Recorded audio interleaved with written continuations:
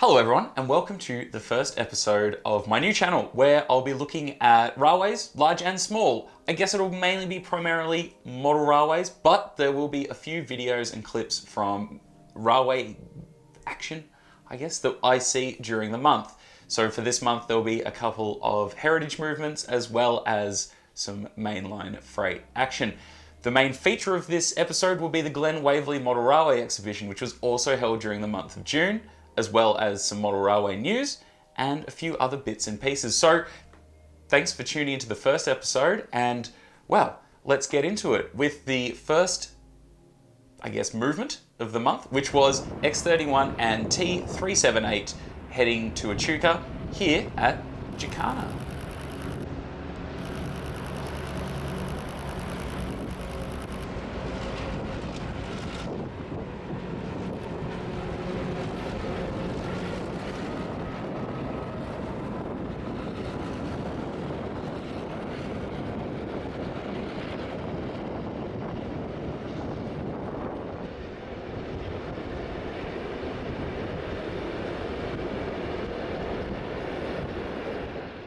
So the main feature of this episode is me popping along to the Glen Waverley Model Railway Society's annual exhibition at the Brandon Park Community Centre in Glen Waverley. It was held over the long weekend.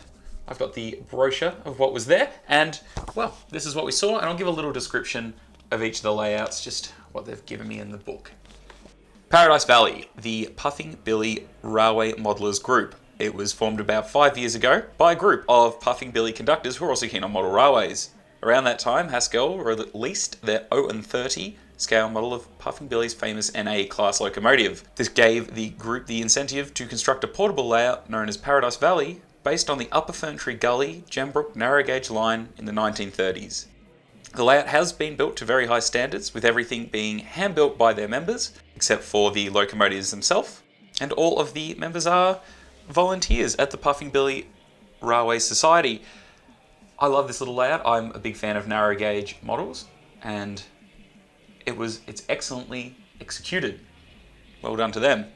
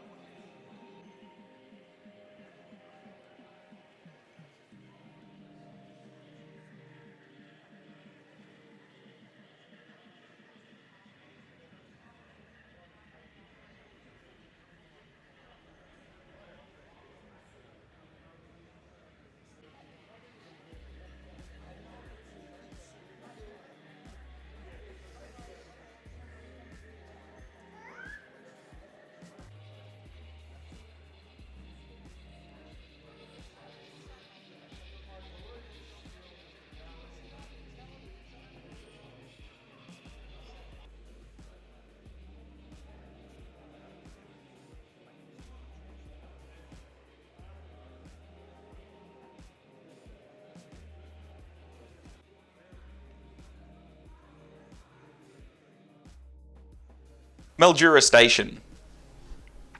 Probably my favourite layout of the day. I spent a lot of time looking at this layout. It runs the JMRI computer controlled system, which I'd never really gotten a good look at before, but very, very interesting. Full computer controlled layout. But the layout represents Mildura Station and the goods yard as it was in the 50s and 60s, as well as seeing a lot of the passenger trains from the Mildura Express, the Mildura Sunlight, and the Vinelander.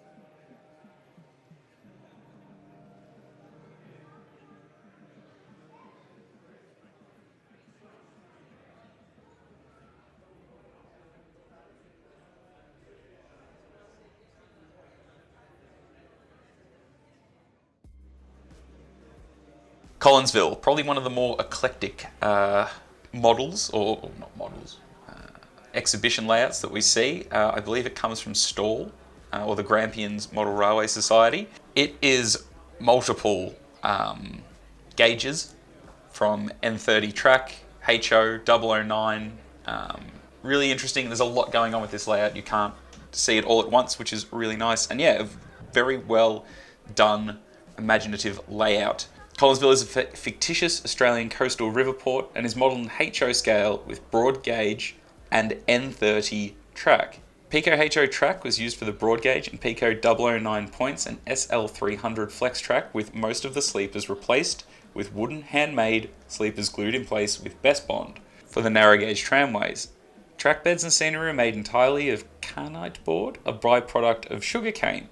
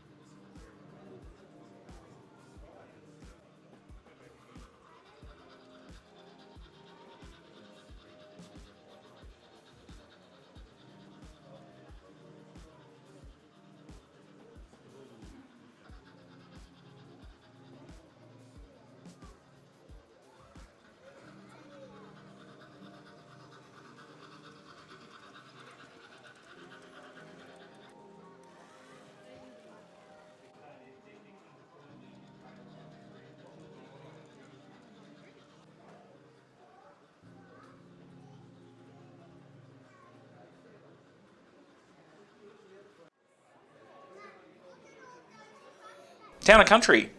It's a HO scale Victorian railways layout of the 70s and 80s era of the inner suburban trains where it meets the country.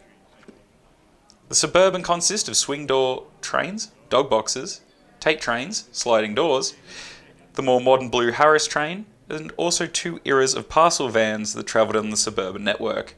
The trains use computer-controlled automation. Scenery consists of commercially available products as well as kits. Country trains are manually operated by either DC or DCC. For the younger folk and older, there are a fallen car system running through the suburbs to keep you entertained. I love this layout. It's so simple, but so well detailed, so well executed again. Fantastic. It's a real pleasure to see this layout. We see it a lot. I do notice it at a lot of exhibitions. I believe it's from the Bendigo Model Railroaders, although don't hold me to that. But exquisite layout.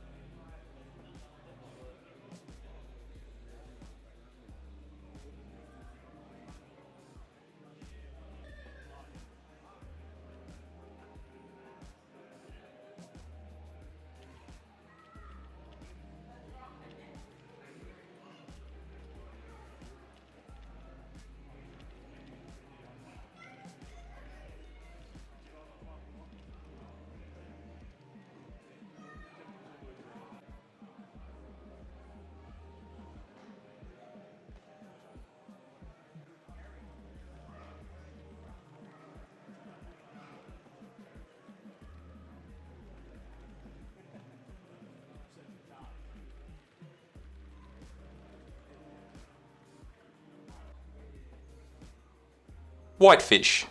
Whitefish is a HO scale layout modelled on an area around the town of Whitefish, Montana in the USA. This route was generally used by Great Northern Railway. In particular, the Empire Builder, which ran between Chicago and Seattle. Early residents of the town worked for the railroad and nearby logging industries. It acquired the nickname Stumptown from large areas of thick timber around the town which had been felled.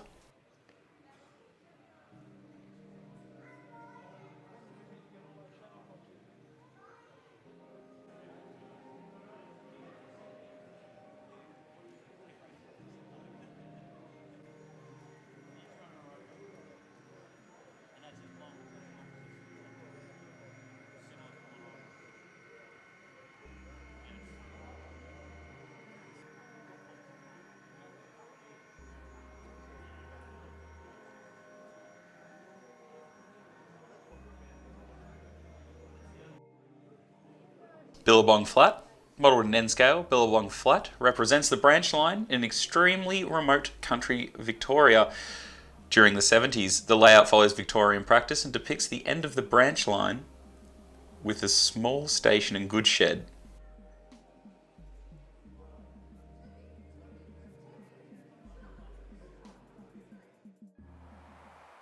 Here we see 2MC2 with NR24, G526 and NR39 at Wallen.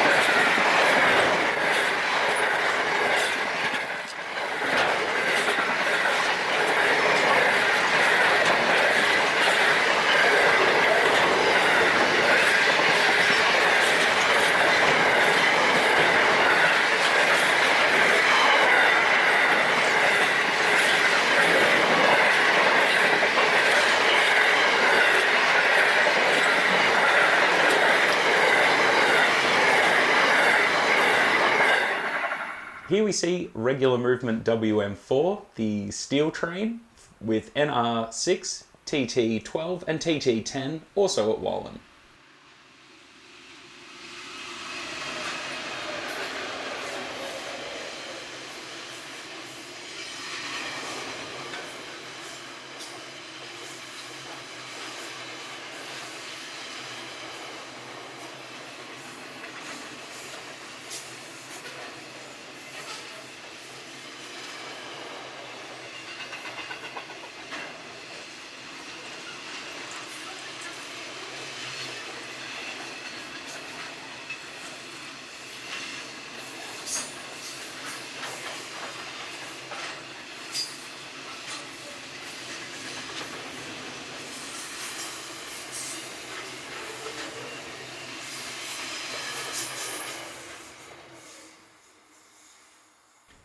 And one of the more interesting movements for the month was 1QM2, run by SSR, featuring ex-Victorian Railways C504, 4911 and RL302, also at Wallen.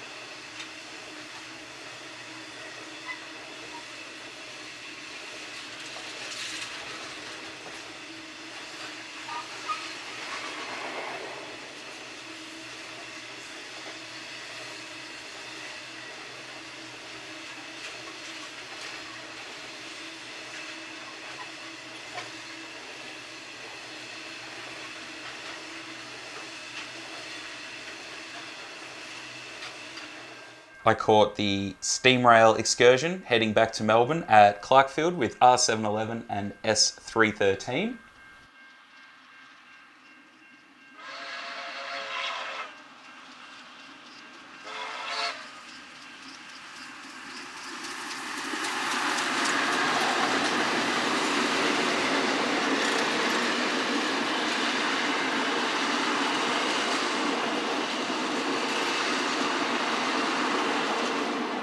Also caught another steel train of movement 1 WM4 here at Donnybrook with NR25, TT112 and TT108.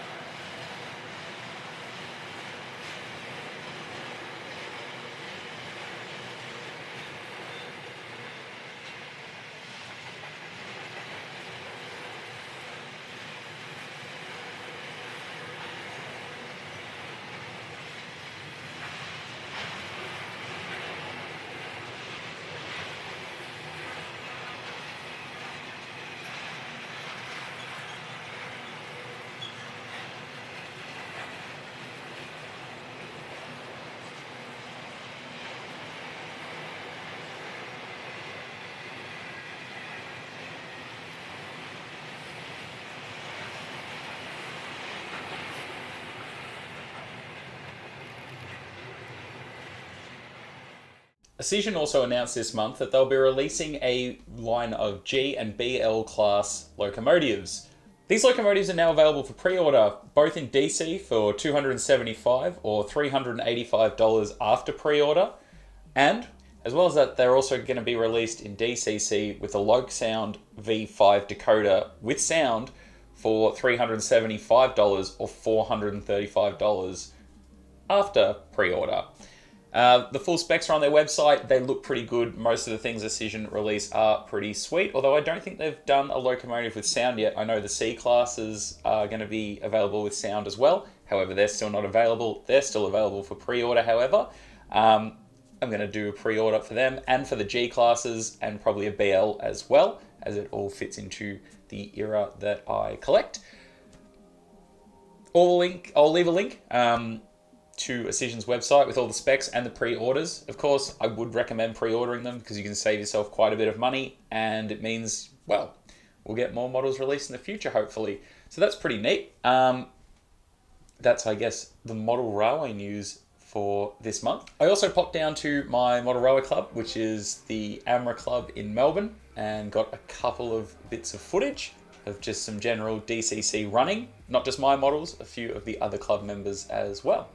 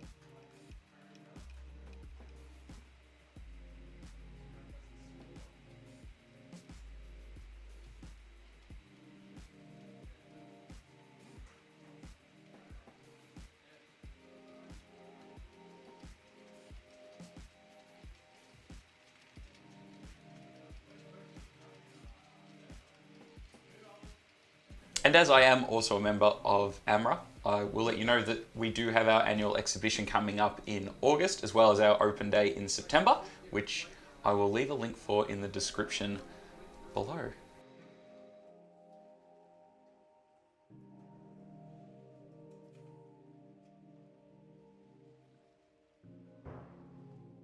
So that's the first episode, all done and dusted. Hopefully it was all right. If you do have any feedback, I would love to hear any criticism or, well, feedback in the comments below. That would be awesome. If you did like it or want to see more, hit the subscribe button. There'll be plenty more, well, hopefully a monthly video coming out every month. You can also follow me on Instagram. I'll leave a link for that and everything else that I've mentioned today. Thank you so much for watching, and I look forward to seeing you in the future. Hooroo.